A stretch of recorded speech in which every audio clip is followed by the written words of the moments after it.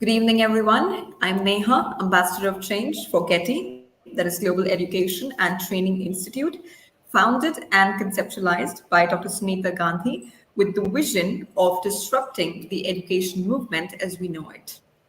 We are honored and proud to also organize pre service and in service training for teachers so that they can help us spearhead this disruptive education movement. Going a step ahead, we also organize under the same banner D-Talks, where we invite policymakers, educators, bureaucrats, and researchers from around the world to discuss these various best practices with us. And today, I'm very honored and thrilled to have with us Ms. Michelle Bryan Joseph. A very warm welcome to you, ma'am, today. Ma'am Thank you. is Thank you. Ma'am is the coordinator of Sanjeevani World School, Mumbai, Maharashtra.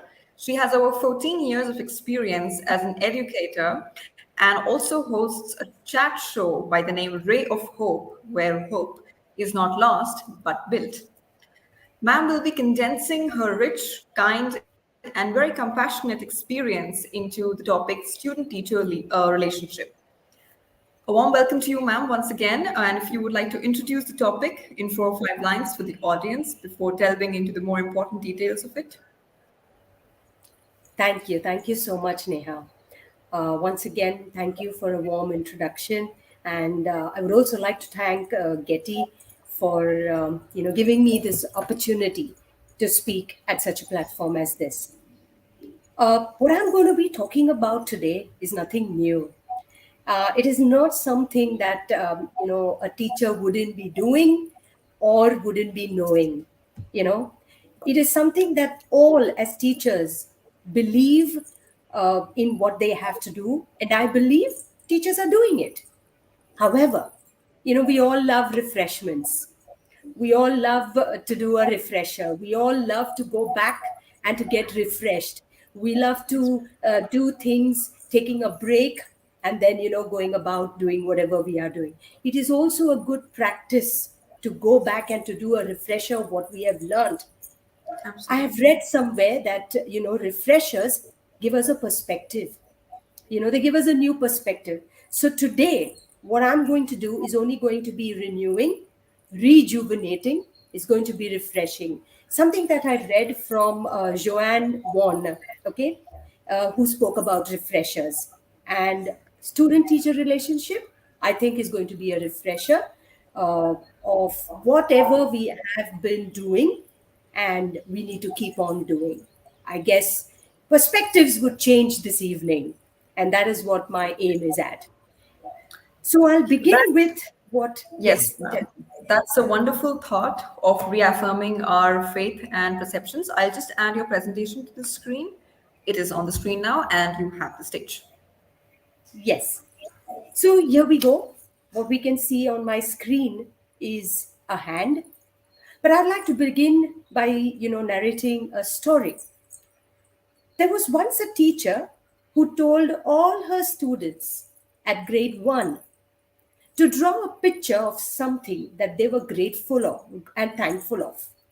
You know, she thought then how these little children who lived in deteriorating neighborhood actually had to be thankful for, you know. And so she said, let's draw something, okay, for which you were thankful for. Now, she knew that most of the class would draw pictures of some turkeys because that is a symbol of Thanksgiving. Usually, when we talk about Thanksgiving, what we relate it to is a turkey.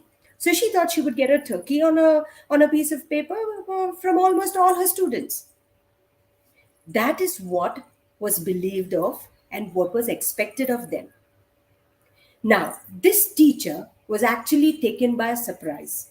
She was taken aback when she looked at one of her students' picture. This boy, this little boy, was so forlorn and likely to be found close in her shadow as they went outside. Okay? What she looked at is what you can see on my screen. This little boy draw a hand. And she was thinking all the while, a hand. Whose hand this could be? Now, the entire class also was captivated by this image.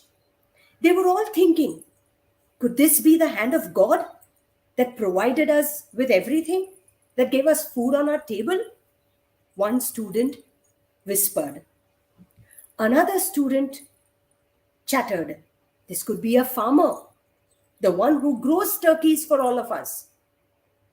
And slowly and gradually, students started giving their responses. Some said it was a policeman because they protect us. This hand signifies maybe protection, said a girl.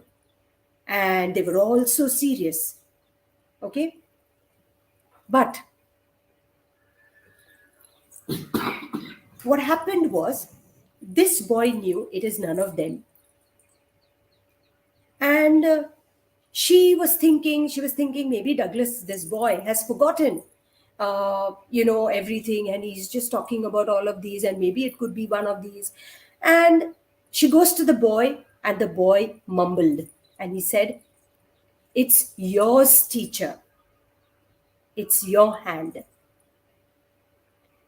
And that was the moment when the teacher recalled all the times she was with this child, holding his hands, okay, and being a guide at one point to this little boy,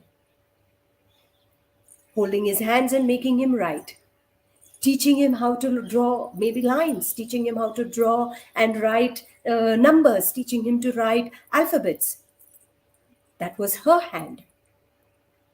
Then she went on to think, what else could it be? What else could be the reason why this little boy drew my hand? And she remembered they have been celebrating times together, good times together. This was that hand that would give that child a high five for something good the child has done. It didn't stop there.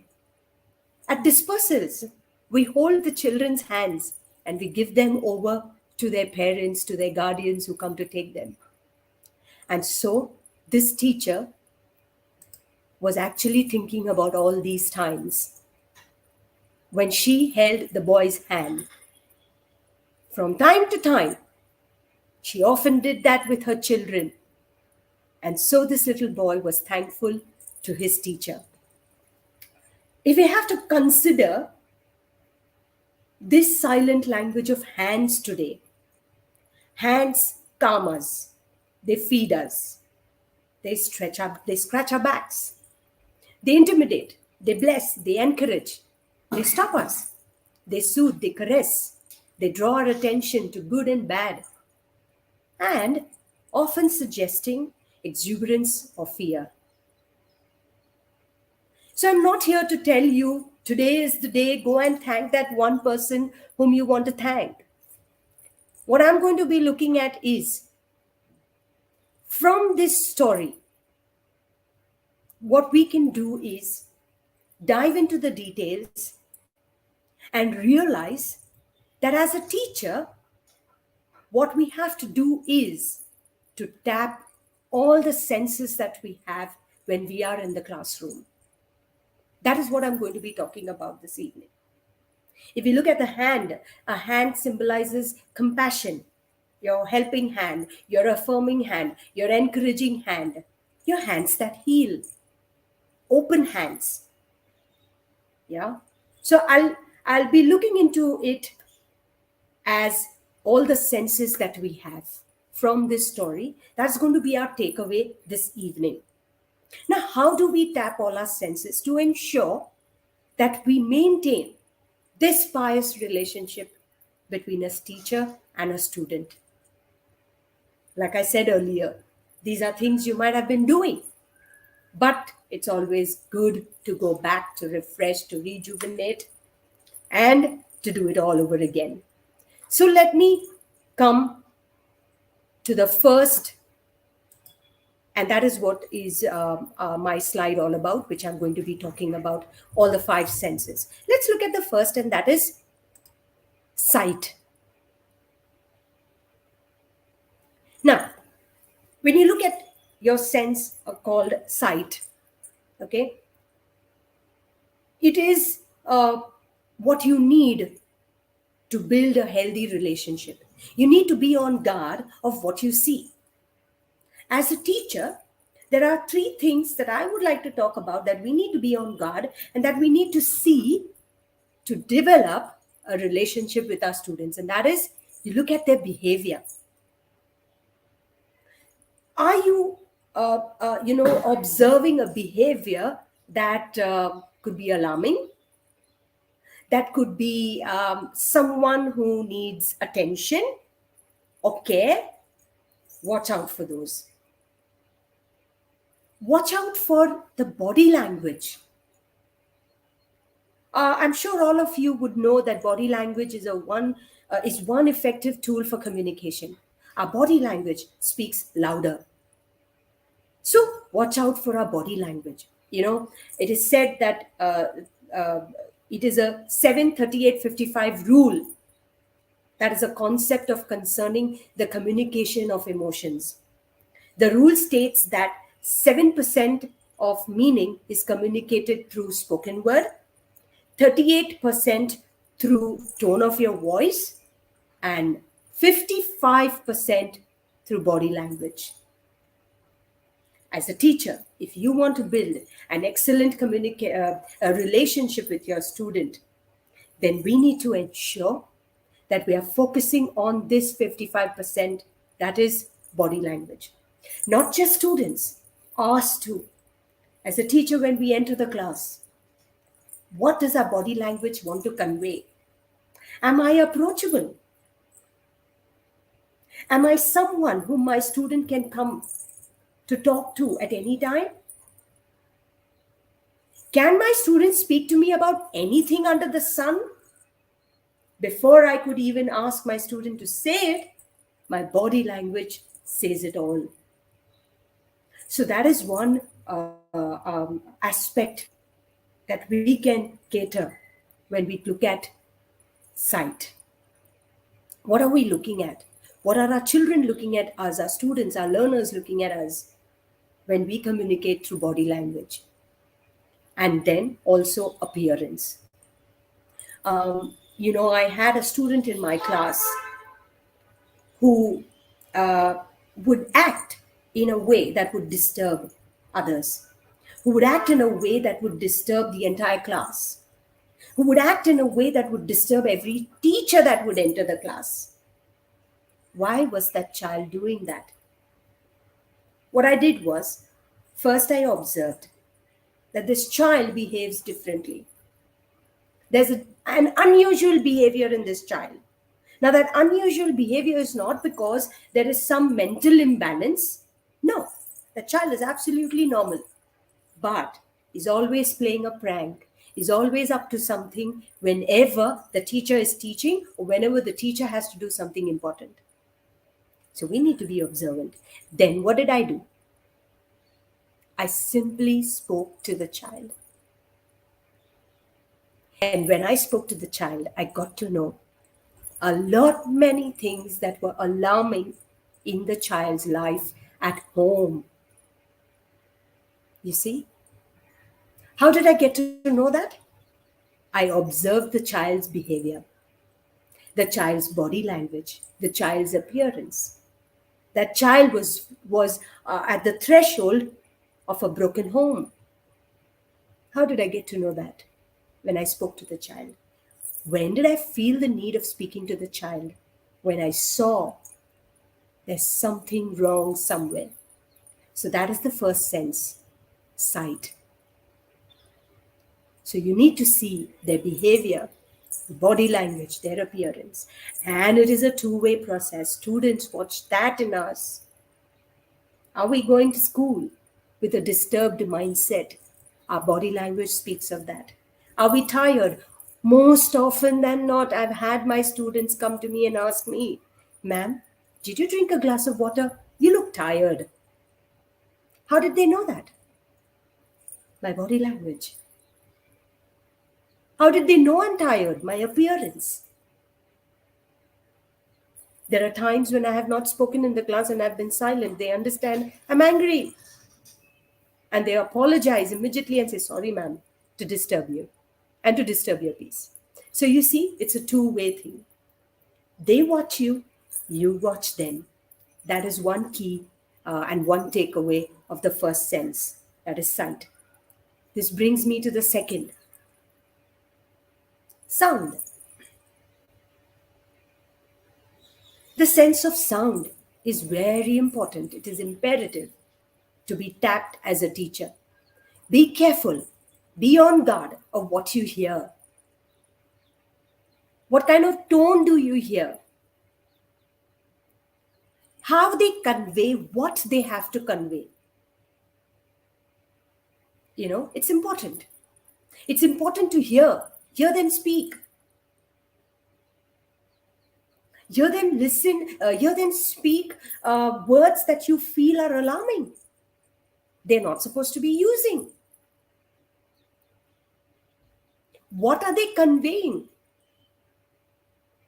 You would hear these stories. The best time to hear such stories is during the munch time. You'll get to hear a lot of them. I teach students, of the higher grades, where teachers mostly are not in the classroom, and they are in the staff room having their munch. Students are having their munch. But what I like to do is I like to take walks in my class. I like to see what they've got in their tiffins. Why do I do that? Also because I get to hear a lot of what's happening. That is the best time. During class, when they speak, yes, you can hear, but you'll hear only when they are spoken. When they have to speak, you will hear. Most of the time, it's the teacher who does the talking, and then we're out of the class. During munch, you'll get to hear a lot of stories. Why was there no tiffin? I had one child tell me, मेरी mummy बहुत बीमार है ना इतने दिन से, तो वो टिफिन नहीं बना सकती ना मुझे, तो मैं कुछ भी लेकर आता हूँ, कभी कभी ऐसे ही आता हूँ, मैं ना मम्मी को उठाता नहीं हूँ क्योंकि मम्मी का तबीयत बहुत खराब है. How did I get to know that the mother actually had underwent a surgery from this child during munch time? We need to listen to them. We need to listen. We need to hear. We need to call, and how will you listen and how will you hear? When you talk. And then you'll get to hear stories. And then I felt pity. I felt sorry for that child. And I always actually have something in my bag or something with me, a packet of biscuit or a fruit or something. And I gave it to the child and I said, have. It's important.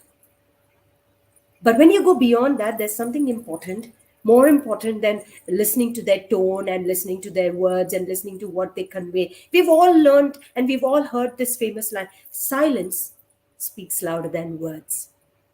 Watch out for silence. Have you heard it? I'm sure you have. There are some children, there are some students who don't speak anything at all.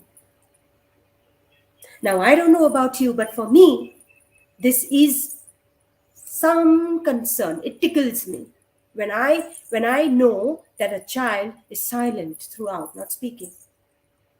It could be a call for a cry, a call for a plea. It could be a request. It could be a demand for attention. It could be a request that she or he needs someone to listen to. I had a student who would always remain silent in class. There were many activities and strategies that I tried that would make the child speak. Just have an ice-breaking session with the students. But the child remained silent. I thought maybe if we could speak about something interesting that interests children, gaming and all of this, watching your Netflix, binge watching all the OTT platforms. These are things youngsters love to talk about. But this child was silent. I said, what do I do now? And then I called the child aside and spoke to the child alone. And then I got to know that this child is worried about being bullied. This child has had experiences of bullying in the past. So doesn't like to speak in front of anyone. What did I have to do? Build confidence. Ensure that things like that don't happen. And we did that. And I got the child speaking. How did I get to know that there's a concern? Because I heard the silence. Silence is golden. We've all heard this. So it's a golden opportunity to tap that area where you go one step ahead and build that relationship with that student. So you can try that. Then this brings me to the third sense, that is smell. Now you may wonder, smell. What has smell got to do with, a student-teacher relationship? Psychology says the sense of smell is closely linked with memory, probably more than any other sense. Smell evokes memories. It is an influencer for our moods and emotions.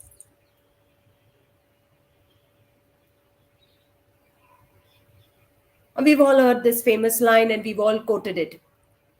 I can smell something cooking. Right? And when you get into it, when you dig deeper, you get to know, oh, we're in for a trouble. How can I do that? When I have this sense tapped in me already as a teacher. So when I enter the classroom, how do I know something's wrong? I've smelt something cooking, right?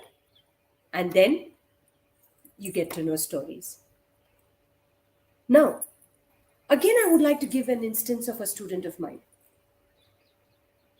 When I would enter the class, just before I could enter the class, because usually my class is the first class of the day after the assembly. So before I could enter the class, I would see this one child take his bag and walk out of the class.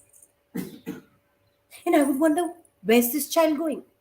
There's an entire day to come to an end, and we have not yet begun. Where is this child going? I observed it the first day, the second day, the third day. And this child's parent would come to drop him at school, and I would wonder, what's wrong? The child is in school, but not in the classroom. And I would say, what happened? I smelled something cooking. And then I said, let me look into it. Let me see what I can do to help this child get back to the classroom. And so I said, okay, let's come, let's sit, let's talk. And what I got to know was that the child had a very, very bad experience of classroom when the teacher is present in the classroom. That stayed on to the child. So whenever the child would relate a teacher in a classroom, would look at the teacher in the classroom, would relate to that past experience, which was bad. So it evoked those memories, and those memories were bad. So you can understand the emotions. The moment the teacher enters the class, this child is out. And I said, oh, now again, I have to do something. So what I did was, I took my classroom outside for that child. I went to a place where we're not sitting in a classroom, we're sitting outside, where there's everybody around. So we have a huge foyer in our school. So the entire class was out on the foyer one day. One day, the entire class was under a banyan tree in my school, and I was taking my class. One day, we were sitting on the steps. One day, I was with him alone. When he was alone there, I didn't take the entire class, but he was in the art room. And when I was in the art room and when I saw the child draw and paint and sketch, which was excellent, I struck a conversation. I struck a conversation with that child. And I said, "That's beautiful." And then I told that child, do you know, I can't even draw an apple. If I have to draw an apple, you'll feel ashamed of your teacher. And the next moment, I got that child chuckle with my comment. That was the start of a relationship with that student. And then there was no turning back.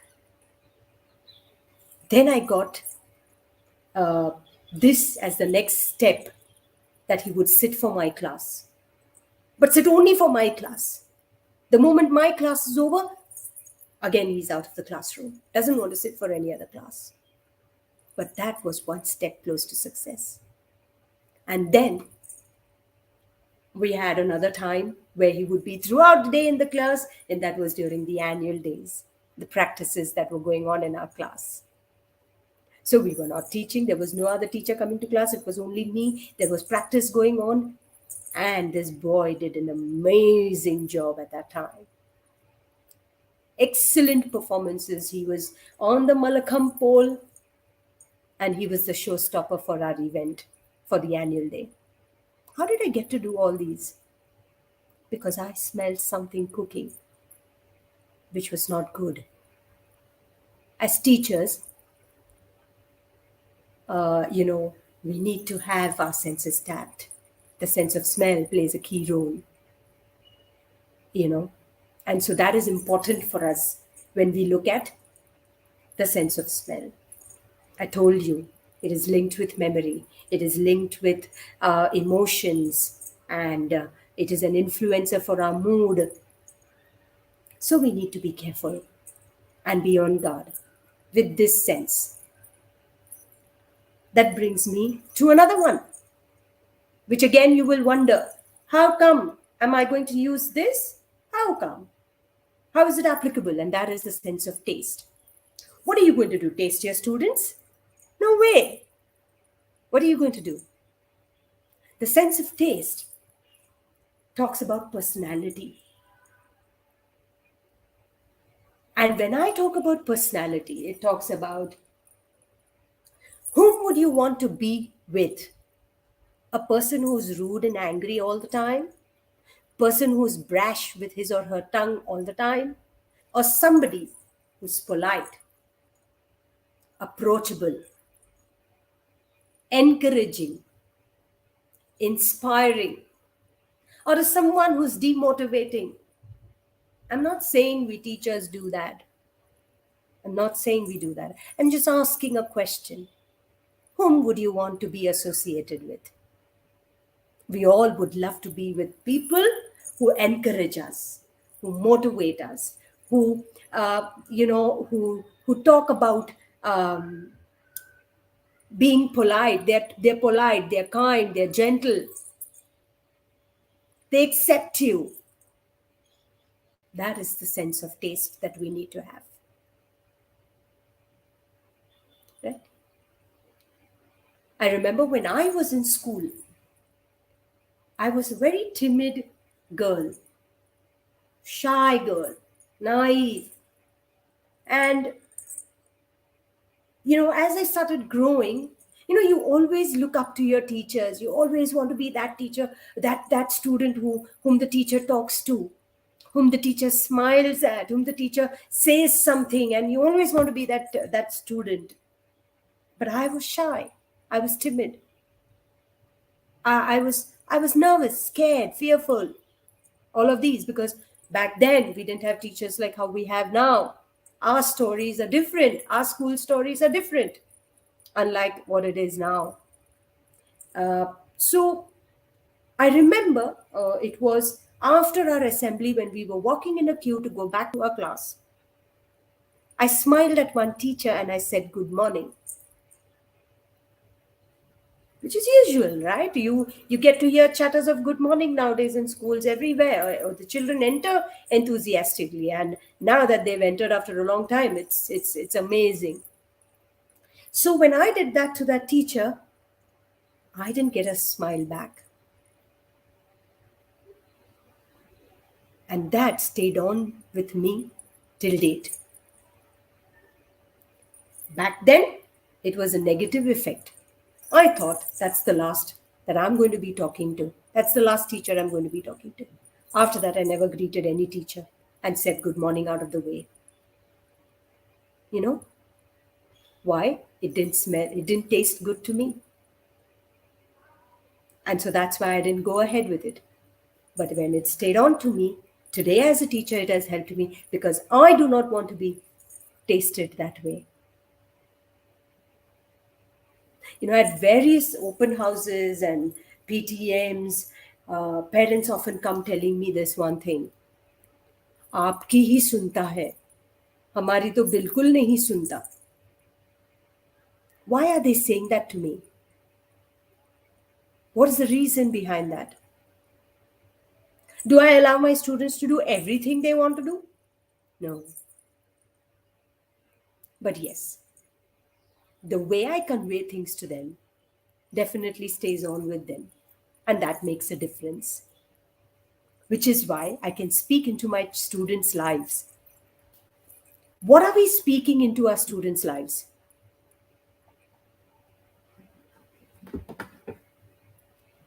What are we telling them?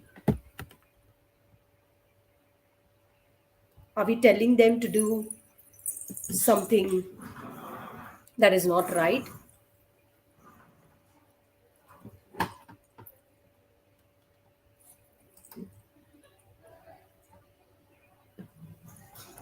What are we speaking into their lives?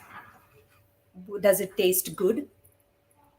What we say lingers into the child's subconscious mind. And so that's why I did one more thing. And this is a practice that I have usually with my students. I ask them to maintain a journal. Now, this is not a gratitude journal. We've always been, talking about a gratitude journal and been going gaga about it. And that is good. That is good. That is needed. But most importantly, what is needed most is writing positive affirmations about ourselves. If we have to write positive affirmations about ourselves, even now, we may think a lot to write something good about ourselves. But to write something negative about us or about somebody else, it comes very easily. Right? So I have made this a practice with my students. Write positive affirmations. What are those? I'm beautiful, I'm unique, I'm blessed, I'm good. People love to be around me. I'm polite, I'm gentle, I'm kind. It plays into your subconscious when you write that for yourself. So that is one way of tapping that sense and maintaining that good relationship with that student. And that brings me to the feel, the sense of feeling, the sense of touch. What do you think this sense speaks of? I'll go back to the hand. What did that hand do? It stretched a hand to help. It stretched a hand to motivate. Do you make your students feel valued? Are you empathetic? It took us the pandemic to display empathy. When we were all struck by the pandemic, suddenly people started getting empathetic, right? Suddenly people started feeling for one another. People didn't have jobs. People lost a lot of other things in life, lost family members. So many things happened in these 2 years that drew our attention, that brought us to a halt. And we're all talking about gratitude, empathy, compassion. These were all existing, but we failed to tap it. That is what happens sometimes in the classroom setup. Now that students have come back to school, I want to ask a question. Are they all the same the day you left them when they went on a holiday, which we didn't know would end when? Are they the same now that they've come back? I was surprised to see my students grow taller than me in 2 years. Their uniforms are not fitting them. And what am I talking about? Why have you not worn your uniform? Where is your uniform? You've come to school without a uniform. Where are your books? Why have you not brought your books? Why are your books not complete? Why have you not written? I was thinking, 2 years these children have been at home, no one to talk to, no one who could listen to them. Yeah, online school was going on for the past 2 years, but what did we do? Mute. Please mute your mic. There's a lot of background noise. No, no, no, don't say good morning. Don't start your good mornings. Please mute. There's a lot of noise. You spoke, unmuted, and you went. The next teacher came, spoke, went.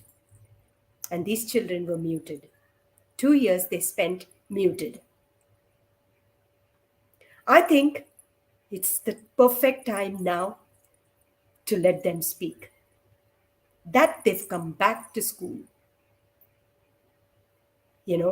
Not their fault, not our fault, no one to blame.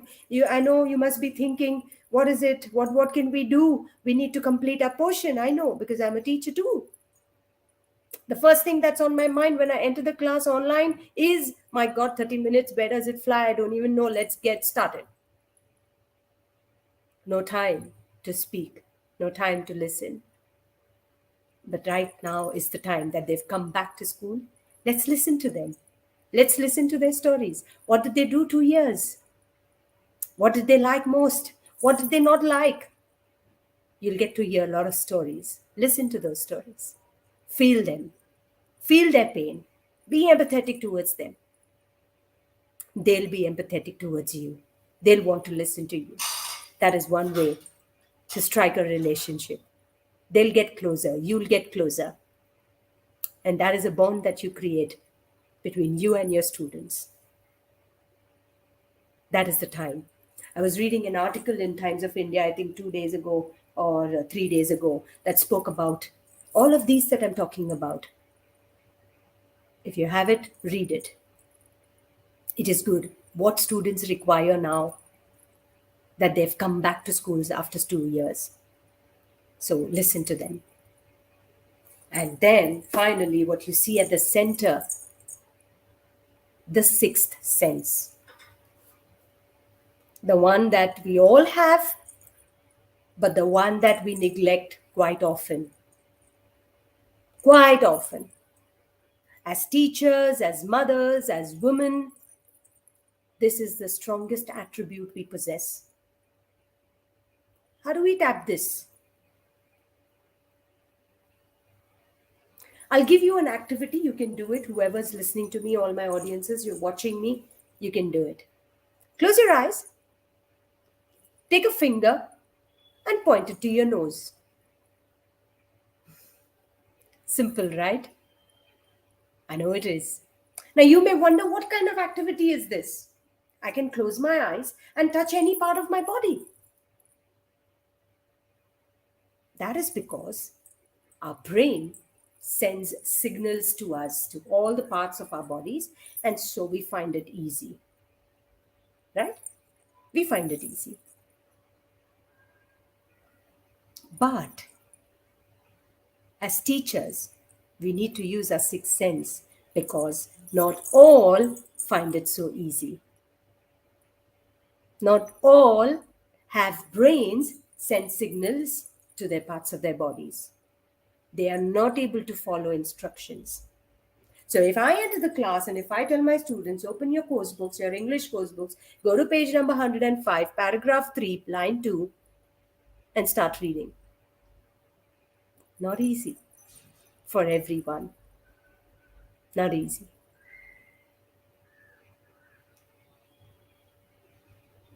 What do I do?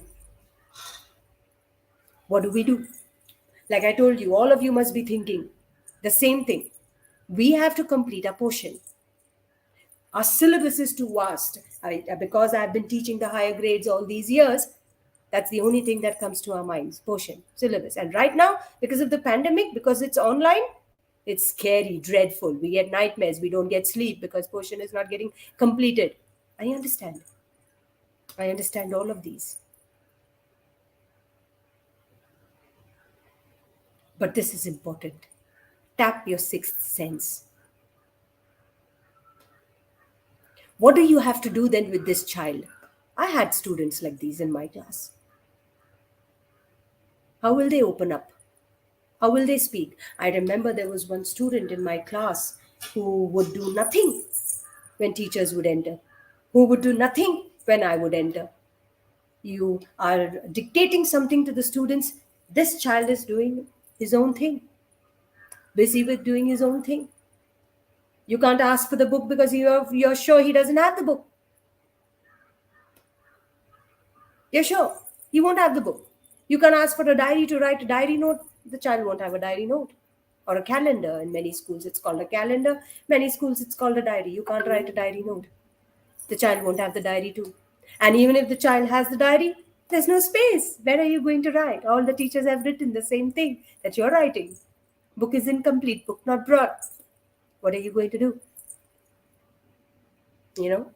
I'm laughing and I'm smiling. That's because, we get into the class listening to what others have spoken about the child.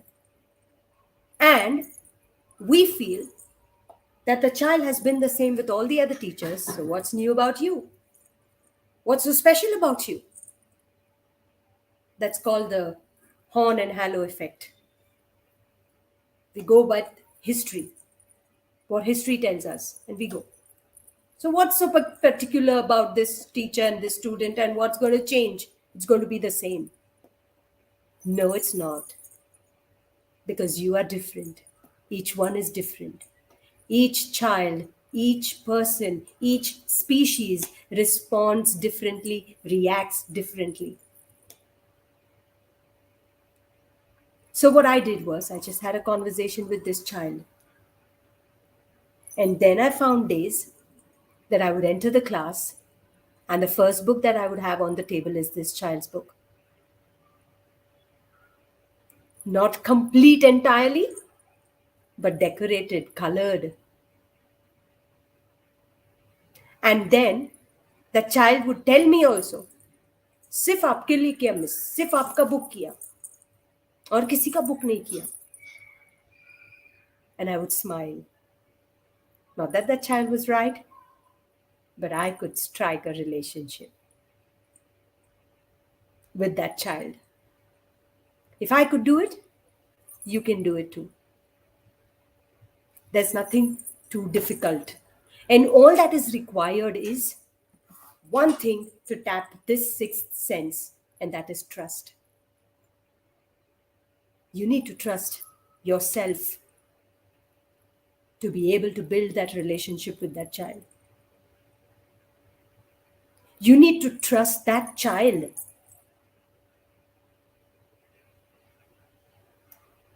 to be able to think that that child is going to be different with you and not the same like how he or she is with the other teachers.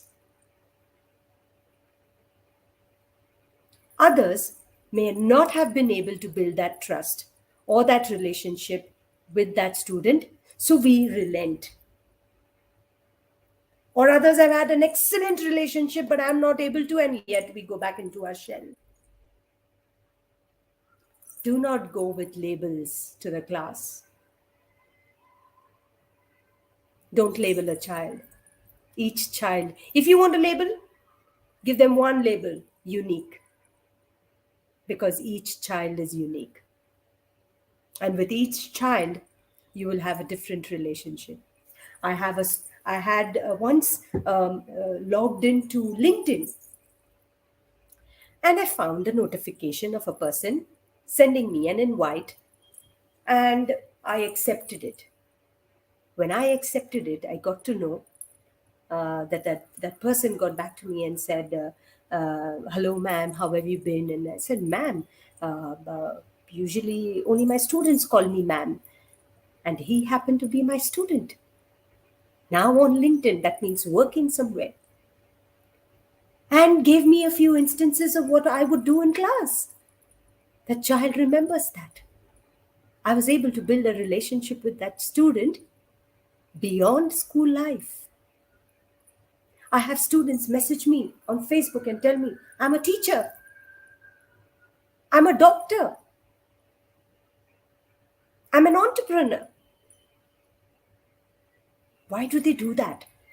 There was some relationship that was struck with them, and they moved on with that, and they held on to that. If I can do that, you can do it too. It's not easy. And like I said in the beginning, there's nothing I'm going to speak that you're not doing. So it was just a refresher. So tap your senses, all the six senses, and get into your classroom. That's all that you require to have a good student teacher relationship. And that brings me to the end. If you have questions, if there are any questions for me, I'll be glad to take it. Thank you so much. I can't hear you, Neha. You're mute. Right, ma'am. Sorry. Thank you so much, ma'am. It was a very wonderful presentation on, embracing the five senses. That's actually a very unique concept, I would say, towards well-being of students and teachers, particularly.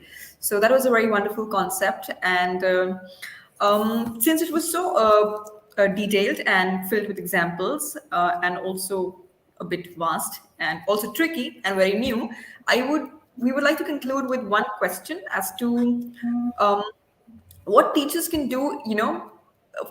Since I understand that we run after curriculum so much and we run after tests so much that sometimes we forget in the way that we also have to connect with students for their greater good. So how do we give up all these barriers in between of curriculum and tests and attendance taking and all these, because I feel that sometimes in doing all this, teachers tend to I mean, I think you're a teacher, you're getting my question a bit better than I'm able to phrase it. But all Yes. this acts as a barrier to, embracing the five senses and being empathetic and compassionate towards our students. So, how can we, as teachers, for a minute, just give up on all these barriers and truly connect with our students? For example, a maths teacher would say, a Hindi teacher, say a physics teacher would say that it's difficult to do that in the classroom. It's actually easy to learn it. It's also very good, but it's very difficult in a classroom setup. So how can we just apply your teachings and your experiences, as you just mentioned? How can a teacher who has never heard about this, apply this for the greater good? If you'd like to take this question. So, Neha, this is a very important question, I would say, because as teachers, we would have this question, and I'm sure I would have this question too. We often do one thing as a practice. I've heard it, and I'm also guilty of doing it at one point, and that Okay. is we feel class Mm-hmm. teachers are the second mothers. They will handle everything. My job Yes. is to teach my subject. I'll go Yes. teach my subject and get out of the class. Right? Absolutely. So if a child would come telling me something, I would say, go to your class teacher, tell your class teacher, okay, don't forget, don't, and I would run away. You Absolutely. know, Absolutely. what I've done Shifting. then is, over a period of time, what I've done is I've decided there's one important thing and there's one thing that I can do that will work wonders, and that is connect my lessons Okay. with That's a real great. life experiences. Yep. I was That's teaching my students the poem If by Rudyard Kipling, and I only gave okay. them instances of what would you do if you were in a Hmm. situation where there are people screaming at you, what would you do? What am Absolutely. I teaching them? To be resilient, to be calm through the poem Absolutely. If. Then I Absolutely. had a poem which I taught on television by Roald Dahl, where Roald Dahl is just complaining. He's only complaining about this idiot box called the television. Yep. I Yep. took Yep. that opportunity to ask my students how many of us love to complain. Yep. We all love doing that. And then I read an article on gratitude for them just today, which is in Okay. the Times of India, that spoke about, we don't think about expressing gratitude because we have everything, and in Yep. some way or the other we have taken things for granted. What have I Yes. done? I have just taught them something in my poem. Stop complaining, let's do something that we can do. Let's not complain. I heard in a training session when one person said, if you're not leading, you're complaining, you're making excuses. Okay. Okay. So that is That's a the problem. opposite of leadership.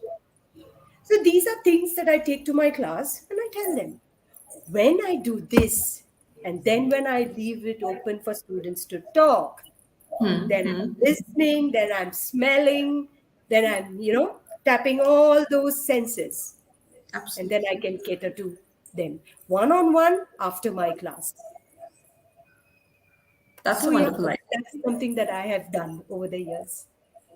That's a wonderful thought to connect the five senses, or say life teachings in your to bring them to your curriculum, because that's basically the most of the interaction of a teacher and student through curriculum. So why not inculcate these values in the curriculum? It will require much planning for from the end of the teachers, but I think that's a good thing, because lesson planning is also a very important aspect of being a teacher, so as to deliver something concrete and unique for the students. That's a wonderful thought. Thank you so much for joining us, ma'am, today. And if you would like to conclude this talk by yourself, by saying a few lines for, a few lines, a couple of words for our audience, our teachers, students, and parents, maybe. So, I would just want to say one thing, and that is, uh, we speak a lot of the pandemic. Pandemic has Yes. done a lot, but pandemic Yes. has given us a lot too. Okay. And the best that the pandemic has given us is technology. And students connect with technology amazingly well. They know it better than us, right? Yes, ma'am. So connect with them through technology. Take your lessons to class with good, amazing PPTs. You see how they'll speak to you. Absolutely.